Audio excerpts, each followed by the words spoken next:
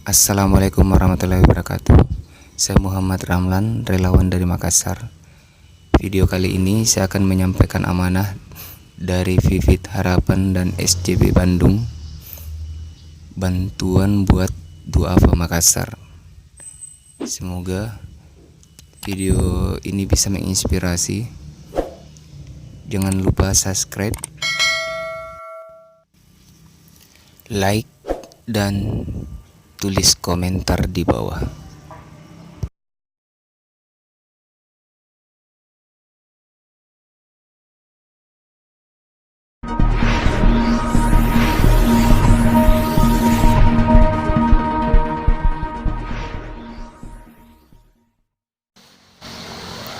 Namanya Nenek Mino, umur 67 tahun.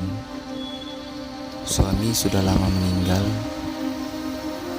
Nenek Mino tinggal sendiri, bertahan hidup dengan berjualan sayur keliling dengan berjalan kaki.